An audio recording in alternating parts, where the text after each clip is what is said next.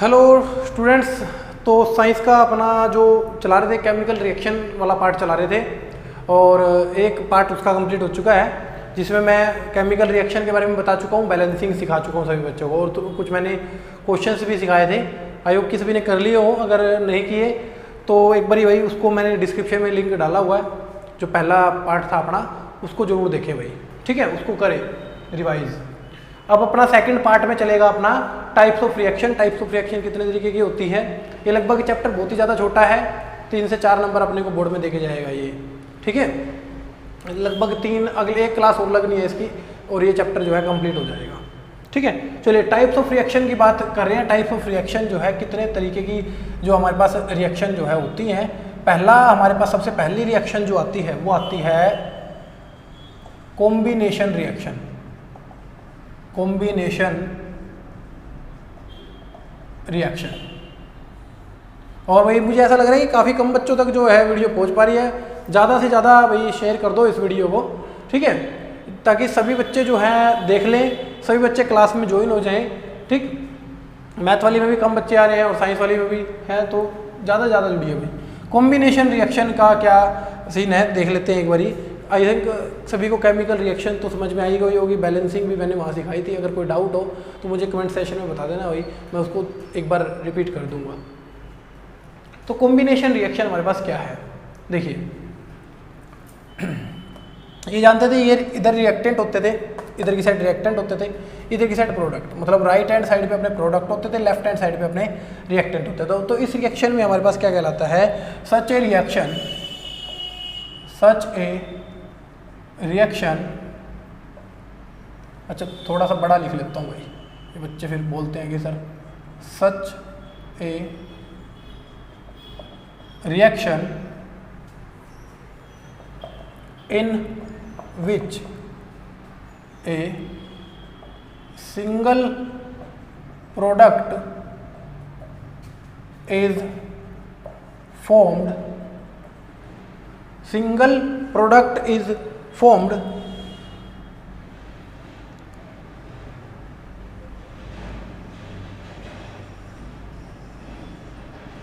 by two or more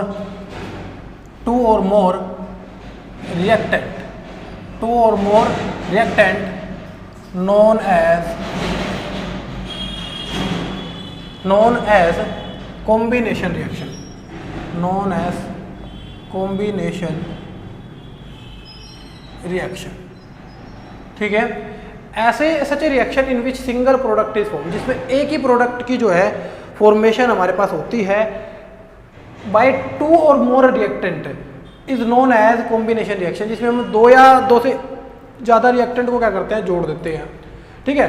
उसमें single product बन गया। जैसे अगर बात करूं मैं एक बहुत ही ज़्यादा सिंपल एग्जाम्पल, हाइड्रोजन प्लस में ऑक्सीजन, जब हाइड्रोजन और ऑक्सीजन को जोड़ा गया क्या बन गया, H2O।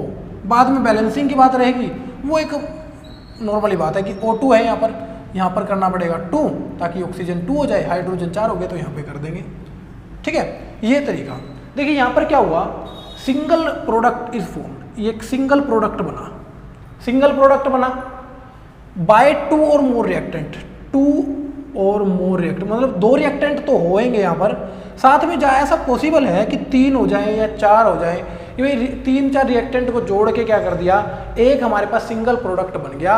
ऐसी रिएक्शन को हम क्या बोलते हैं, कॉम्बिनेशन रिएक्शन। इसको किस तरीके से दिखाया जाता है, हम ऐसे कह सकते हैं A + B, अगर इन दोनों को जोड़ने के बाद एक सिंगल प्रोडक्ट बन गया हमारे पास C। हमारे पास देखिए इधर रिएक्टेंट कितने हैं, 2 और प्रोडक्ट कितना है, 1। तो ये इसका एग्जाम्पल हो सकता है, ये इसका एग्जाम्पल। इसके अलावा हम क्या कर सकते हैं, इसके अलावा एक एग्जाम्पल मान लो वो वाला ले लो कि कार्बन प्लस में ऑक्सीजन, कि कार्बन को क्या किया, ऑक्सीजन की प्रेजेंट में हीट किया गया है, जलाया गया, तो क्या बन जाएगा हमारे पास CO2 की फॉर्मेशन हो जाएगी। ये भी किसका एग्जांपल हो सकता है, देखिए 2 हमारे पास क्या है, रिएक्टेंट है और 1 हमारे पास क्या है, प्रोडक्ट है। तो सबसे पहली रिएक्शन आई होप की क्लियर हुई होगी। यहाँ पे हमें लगभग 9 रिएक्शन जो है पढ़नी है और सबसे पहली रिएक्शन इसी तरीके से एक एक रिएक्शन को बारी बारी सर क्लियर करते चलेंगे। पहली रिएक्शन क्या है? Such reaction in which single product is formed by 2 और मोर रिएक्टेंट, 2 और 2 से ज़्यादा रिएक्टेंट से मिलके बनने वाला प्रोडक्ट क्या कहलाता है हमारे पास? कॉम्बिनेशन रिएक्शन कहलाता है। कंबाइन से यहाँ से याद रख सकते हैं, कंबाइन, कंबाइन का मतलब जोड़ना, ठीक है, तो इस तरीके से इसको याद कर सकते हैं, ठीक है।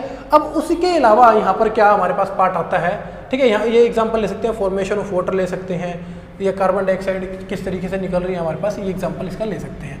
अब कॉम्बिनेशन रिएक्शन में ही हमारे पास क्या होगा कि कई बार अगर हम कहें कि रिएक्टेंट को जोड़ा तो गया, कई बार उन रिएक्टेंट को जोड़ा तो गया, जैसे A प्लस B, और प्रोडक्ट भी बना, लेकिन साथ में हीट जो है वो बाहर निकल गई।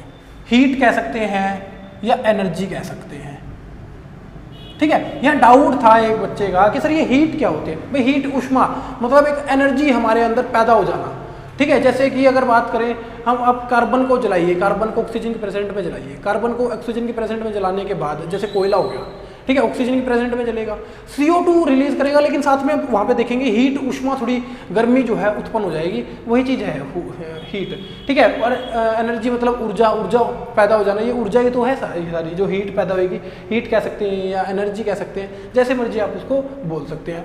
अब जब ऐसा हो हमारे पास कि साथ में 2 रिएक्टेंट मिलके प्रोडक्ट तो बनाए, लेकिन साथ में हीट या एनर्जी को रिलीज कर दें, उस रिएक्शन को क्या कहेंगे? ऐसी रिएक्शन हमारे पास कहलाती है एक्सोथर्मिक रिएक्शन। एक्सोथर्मिक रिएक्शन, यहाँ पर हम क्या लिख लेंगे अगर एक्सोथर्मिक रिएक्शन में हमें बात करनी पड़े? Reaction in which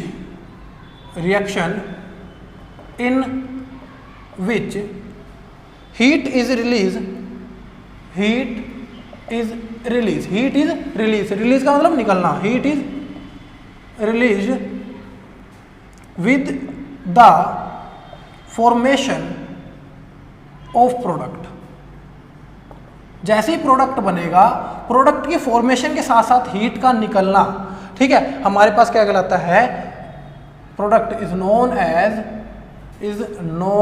as exothermic reaction,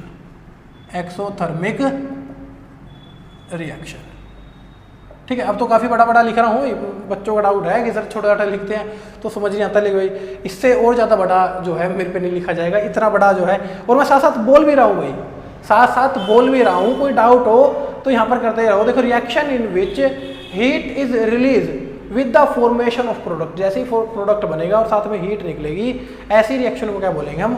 exothermic reaction जो है बोलेंगे। अब इसका कोई एग्जाम्पल अगर बात करें, हम कह सकते हैं burning of natural gas, example में लिख सकते हैं नेचुरल गैस, जैसे CH4 को जैसे क्या किया हमने, CH4 मीथेन गैस को जैसे ही हमने ऑक्सीजन के प्रेजेंट में हीट किया, क्या हो गया? कार्बन डाइऑक्साइड क्या हो गया? CO2, साथ में H2O। अब कहेंगे सर यहाँ पर तो क्या हो गया?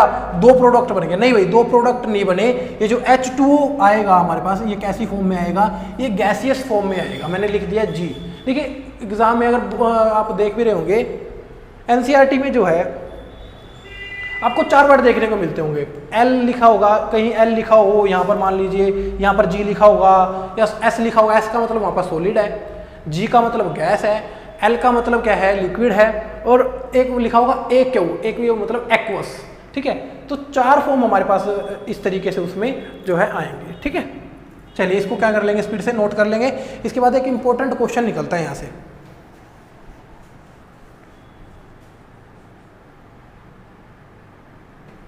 और भी मैं देख भी रहा हूँ, ये बिल्कुल कंप्लीट विजिबल है, ठीक है। इतना बड़ा जो लेटर है विजिबल है। यहाँ से अब क्वेश्चन आएगा हमारे पास, एक्सोथर्मिक में क्वेश्चन निकलता है कि अब आप देखते होंगे कि रेस्पिरेशन जो प्रोसेस है, क्या वो एक्सोथर्मिक प्रोसेस है कि नहीं है? ये क्वेश्चन आता है हमारे पास, उसके बारे में लिखवा रहा हूँ मैं यहाँ पे। रेस्पिरेशन क्वेश्चन में लिख लेंगे, respiration is the process of respiration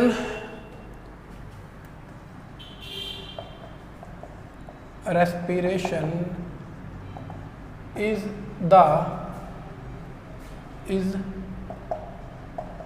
the process of exothermic reaction, exothermic reaction question mark. क्या रेस्पिरेशन जो है वो एक्सोथर्मिक प्रोसेस है या नहीं है? अब देखिए पहले तो इसका रीज़न समझ लीजिए कि है क्या नहीं, फिर आप बताना मुझे है कि नहीं, ठीक है। अब क्या हुआ, हमने भोजन खाया, भोजन खाने के बाद क्या होगा, वो स्टार्च में टूट जाएगा, C6H12O2 में टूट जाएगा। देखिए हमने क्या किया, ऑक्सीजन ली, हाँ जी ठीक है, हमने भोजन जो है खाया, भोजन खाने के बाद जो भी हम खाते हैं वो ग्लूकोज, फैट, प्रोटीन, कार्बोहाइड्रेट में क्या हो जाएगा, टूट जाएगा। कार्बोहाइड्रेट में टूटने के बाद हमारे शरीर में क्या होगी, ऑक्सीजन होगी। ऑक्सीजन के साथ क्या करेगा, वो रिएक्ट करेगा, रिएक्ट करने के बाद कार्बन डाइऑक्साइड को बाहर निकाल देगा, वाटर रह जाएगा। और साथ में भोजन खाने के बाद हमारे शरीर में एनर्जी रिलीज हुई कि नहीं हुई, मतलब हमने रिएक्टेंट जो लिए, जो रिएक्टेंट लिए उनसे जो अंदर हमारे शरीर में प्रोडक्ट बने उसमें एनर्जी भी तो बनी। अगर एनर्जी बनी है तो इसका मतलब कैसी है, वो एक्सोथर्मिक प्रोसेस है। रेस्पिरेशन जो है एक्सोथर्मिक प्रोसेस है। देखिए जरा रिएक्शन के जरिए समझेंगे, मैं रिएक्शन यहाँ लिख रहा हूँ, थ्योरी फिर यहाँ लिख दूंगा। C6H12O6 स्टार्च, ऑक्सीजन को क्या किया, ऑक्सीजन हमारे शरीर में जाती है, उसके बाद ये हमारे पास बन जाएगा CO2, कार्बन डाइऑक्साइड क्या हुई, बाहर निकल गई, साथ में क्या हुआ H2O, जो वाटर जो है हमारे पास बन जाएगा, वाटर भी शरीर में, और साथ में हो जाएगी एनर्जी जो है हमारे शरीर में आ जाएगी। अब अगर एनर्जी अलग से निकल रही है, देखिए जैसे ही रिएक्टेंट मिलके प्रोडक्ट तो बनाया, ठीक है, क्योंकि ये तो गैसियस फॉर्म में है, ये तो जो कैसी फॉर्म में है, CO2 गैसियस फॉर्म में बाहर निकल जाएगी, ठीक है। H2O बना, साथ में एनर्जी जो है, एनर्जी भी हमारे शरीर में आ गई। अगर एनर्जी उधर आ रही है, ठीक है, एनर्जी रिलीज हो रही है प्रोडक्ट में, अभी हमने लिखा भी था एक्सोथर्मिक में, energy is release when with the formation of product, energy is release formation of product. Energy इधर नहीं आई, एनर्जी प्रोडक्ट के साथ आई, इसका मतलब एक्सोथर्मिक प्रोसेस हुई कि नहीं हुई। अब देखो इसकी थ्योरी लिख लो, थ्योरी में लिख लेंगे, आंसर में लिख लेंगे, get energy from food during digestion, during digestion food is broken into simpler substance, food is broken into simpler substance like, जब हमारे जो भोजन शरीर में जाएगा छोटे छोटे पार्ट्स में टूट जाएगा, जैसे कि अगर बात करें फैट हो गया, प्रोटीन हो गया, कार्बोहाइड्रेट हो गया, कार्बोहाइड्रेट हो गया, ठीक है। अब ये जो कार्बोहाइड्रेट बना, ये फैट बना, ठीक है,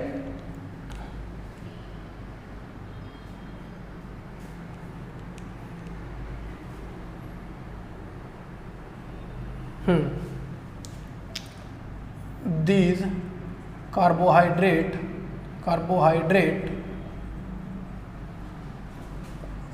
broken into glucose, ग्लूकोज मतलब energy, glucose when they react with oxygen, जब ये ऑक्सीजन के साथ रिएक्ट करें। देखिए जैसे ही एनर्जी मिलती है हमें भोजन, get energy from food during digestion, food is broken into simple substance, जैसे भोजन जो है सिंपल सब्सटेंस में टूटेगा, फैट, प्रोटीन, कार्बोहाइड्रेट में, ये क्या करेंगे, carbohydrate broken into glucose, glucose में टूट जाएंगे, जैसे ही क्या करेंगे ऑक्सीजन के साथ क्या करेंगे, रिएक्ट ये करेंगे। और जैसे ही अगर हमारे ग्लूकोज इज, ठीक है, ग्लूकोज, एक मिनट भाई यहाँ से लिख लेंगे, ग्लूकोज में टूट जाएंगे। अब यहाँ से लिख लेंगे ग्लूकोज जो है, ग्लूकोज है, glucose is react with, glucose is react with, क्योंकि ग्लूकोज कार्बोहाइड्रेट पहले क्या होगा, ग्लूकोज में कन्वर्ट होएगा, ग्लूकोज जो करेगा रिएक्ट विद ऑक्सीजन, लिख लें यहाँ पे लिख लेंगे react with oxygen to oxygen and provide energy to our body, और क्या करेगा, ऑक्सीजन के साथ रिएक्ट करके क्या करेगा, हमारी बॉडी को एनर्जी प्रोवाइड करवाएगा। और अगर एनर्जी हमारी बॉडी को प्रोवाइड होगी, इसका मतलब क्या है, तो ये क्या है, एक एक्सोथर्मिक प्रोसेस है। So we can say that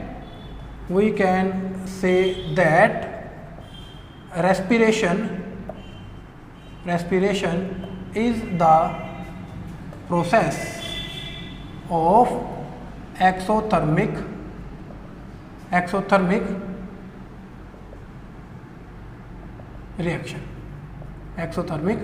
reaction. इस तरीके से जो है हम इसको, इस पार्ट को बोल सकते हैं। इसका एग्जांपल इसका कह सकते हैं, ये जो है इसकी रिएक्शन है कि ये बना ग्लूकोज जब है ऑक्सीजन के साथ रिएक्ट किया, हमारे पास वाटर की फॉर्मेशन हुई, साथ में क्या हुआ, हमारी बॉडी को क्या मिल गई, एनर्जी मिल गई। ये है हमारे पास इसका क्वेश्चन। ठीक है, ये सभी आपको एनसीईआरटी में देखिए गाइड वगैरह में मिल जाएंगे, लेकिन गाइड वगैरह की बात अलग है और वैसे समझने की बात जो है बहुत, उसमें बहुत ज़्यादा डिफरेंस है। वहाँ से क्या है, गाइड में से हमें रट्टा मारना है, यहाँ से हम एक लाइन को समझ के जो है लिख सकते हैं किस तरीके से ये चीज़ हमारे पास बनी है। उसके बाद अगर हम सेकंड रिएक्शन की बात करें, थर्ड रिएक्शन की बात करें, ये सेकंड रिएक्शन थी एक्सोथर्मिक रिएक्शन।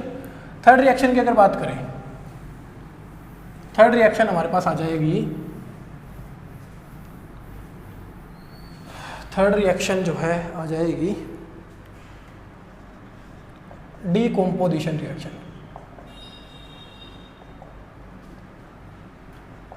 डीकम्पोजिशन रिएक्शन में अपने को क्या करना है, देखिए कॉम्बिनेशन का उल्टा है। कॉम्बिनेशन का उल्टा कैसे, वहां पर क्या था कि दो रिएक्टेंट मिलके एक प्रोडक्ट की फॉर्मेशन कर रहे थे। अब यहाँ क्या है, हम यहाँ कह सकते हैं such a reaction in which two or more product is formed by a single reactant known as decomposition reaction. हम यहाँ पे कह सकते हैं ऐसी रिएक्शन इन विच टू और मोर प्रोडक्ट, ये मोर है भाई, MORE, ठीक है, जहां पर वहां पे क्या था, एक सिंगल प्रोडक्ट बन रहा था, रिएक्टेंट दो या दो से ज्यादा थे। अब यहाँ पर क्या, रिएक्टेंट एक है और प्रोडक्ट दो या दो से ज्यादा हमारे पास बन सकते हैं। इसका एग्जांपल हम ले सकते हैं फेरस सल्फेट, FeSO4। ये भाई सारे नाम जो है ना, मैंने एक वो जो यहाँ पिछले लेक्चर में ब्लॉक बनवाया था उसमें लिखते रहे ना भाई, FeSO4 फेरस सल्फेट होता है, फेरस सल्फेट। ठीक है, जब ये क्या हो जाएगा हमारे पास, इसमें थोड़ी सी जैसे हीट आएगी, ठीक है, इसमें थोड़ी सी हीट लगेगी, ठीक, तो हीट लगने के बाद क्या हो जाएगा, ये किस में कन्वर्ट हो जाएगा हमारे पास, फेरिक ऑक्साइड में कन्वर्ट हो जाएगा, Fe2O3 यहाँ पे लिख सकते हैं, फेरिक ऑक्साइड में कन्वर्ट हो जाएगा। साथ में क्या हो जाएगा, SO2 गैस, SO2 प्लस में SO3 जो है हमारे पास ये बन जाएंगे, ये भी गैसियस स्टेट में ही हमारे पास होगा। देखिए यहाँ पर क्या है, एक सिंगल रिएक्टेंट है और प्रोडक्ट हमारे पास देखिए कितने बन गए। ठीक है, इस तरीके से हम कह सकते हैं, ये एग्जांपल किसका है, डीकम्पोजिशन रिएक्शन का है। उसके बाद भी और भी एग्जांपल उठा सकते हैं, जैसे हम बात करें CaCO3, लाइमस्टोन उठा सकते हैं, लाइमस्टोन उठा सकते हैं, CO3, कैल्शियम कार्बोनेट इसको बोलते हैं। अगर इसका वैसे नाम अगर केमिकल नेम देखें, ये लाइमस्टोन भी बोलते हैं, इसको हम बोल सकते हैं कैल्शियम कार्बोनेट, ठीक है। और ये हमारे पास CO3 से बन जाएगा हमारे पास CaO बन जाएगा, और साथ में हम कह सकते हैं इसको CO2 गैस जो है हमारे पास रिलीज हो जाएगी। ठीक है, इसको बोल सकते हैं CaO को बोल सकते हैं हम क्विक लाइम जो है हम इसको बोल सकते हैं। ठीक है, ये जो है हमारे पास CaO, अगर यहाँ पर इंपॉर्टेंट नोट लिखना हो इसके लिए हाँ, it is use to manufacture cement. ये सीमेंट बनाने में जो है काम आता है भाई। एक क्विक लाइम जो है it is use to manufacture cement, cement बनाने के क्या आता है, काम आता है। ये अगर क्विक लाइमस्टोन की बात करें तो ये बिल्डिंग मटेरियल में काम, बिल्डिंग बनाने के काम आएगा, ठीक है। ये बिल्डिंग बनाने में जो है हमारे काम आ सकता है। CaCO3 से बन गया हमारे पास क्विक लाइम, साथ में CO2 जो गैस है हमारे पास बाहर निकलेगी। ये था हमारे पास डिकम्पोजिशन रिएक्शन, जिसमें हमारे पास 2 या 2 से ज़्यादा प्रोडक्ट बनते हैं सिंगल रिएक्टेंट का यूज़ करने के बाद। तो 2 एग्जाम्पल लिखवा दिए, पहला ये रहा और दूसरा एग्जाम्पल ये रहा। ये दोनों के दोनों कैसे हैं, एग्जाम्पल है हमारे पास। ये पहला एग्जाम्पल है, ये हमारे पास दूसरा एग्जाम्पल है, ठीक है। तो 3 रिएक्शन जो है हमारे पास यहाँ पर क्लियर होगी। चलिए एक बार नोट करेंगे स्पीड से, फिर चलते हैं 4th रिएक्शन पे चल पड़ते हैं। 4th रिएक्शन और थोड़ा फोटोग्राफी के बारे में बता देता हूँ।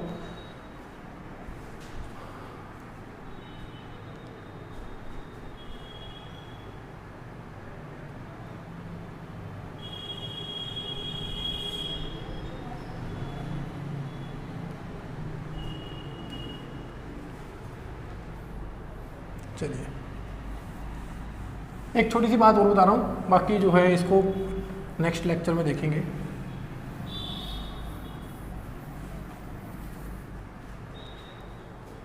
दो रिएक्शन और यहाँ पर लिख सकते हैं AgCl।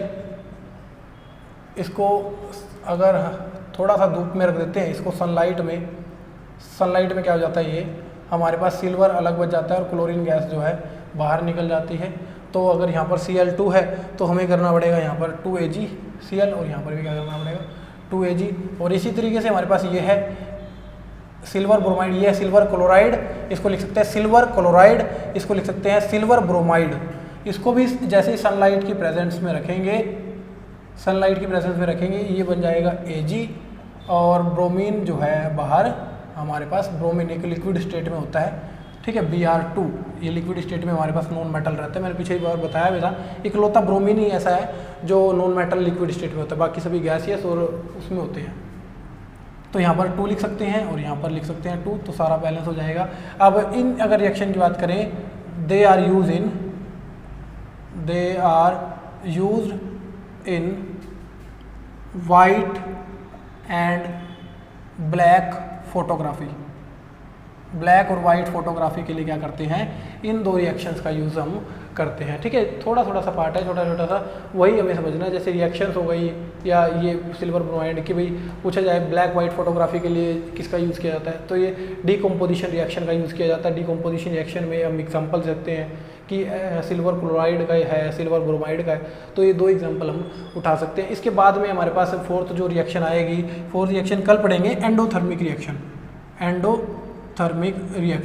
चलिए एंडोथर्मिक रिएक्शन में करवा ही देता हूँ एक बारी, फिर उसके बाद डिकम्पोजिशन से पढ़ लेंगे कल।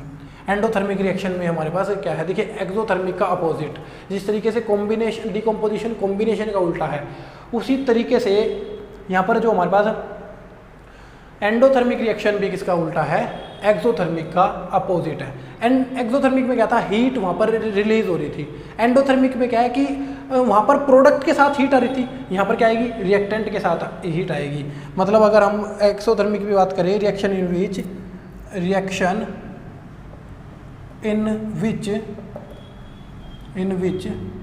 हीट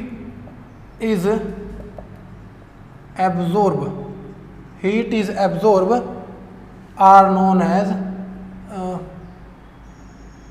हीट इज एब्जॉर्ब, यहाँ लिख सकते हैं ड्यूरिंग केमिकल रिएक्शन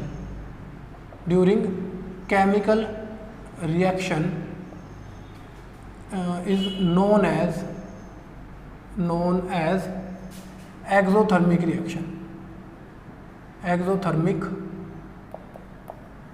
रिएक्शन। चलिए इसका एग्जाम्पल मैं पेंडिंग कर रहा हूँ, इसका एग्जाम्पल मुझे सभी कमेंट करके बताएंगे, क्योंकि एंडोथर्मिक में तो ऐसा हो सकता है, एंडोथर्मिक के बहुत सारे एग्जाम्पल मिल जाएंगे कि कोई हमने रिएक्शन की और हीट बाहर निकल गई। लेकिन एक्सोथर्मिक में रिएक्शन मिलना एग्जाम्पल बहुत कम मिलते हैं। इसका एग्जाम्पल जो है आप सभी के लिए होमवर्क में छोड़ रहा हूँ, मेरे को एक बार कमेंट सेशन में बताएंगे कि सर एक्सोथर्मिक का जो एग्जाम्पल है, ठीक है, वो क्या आएगा, ठीक है। फिर नेक्स्ट लेक्चर में इसकी बात करेंगे, ठीक है। 1 या 2 एग्जाम्पल, 1 या 2 जैसे जितने पॉसिबल हो सकते हैं वो मुझे बताएंगे कि सर एक्सोथर्मिक रिएक्शन का एग्जाम्पल क्या हो सकता है।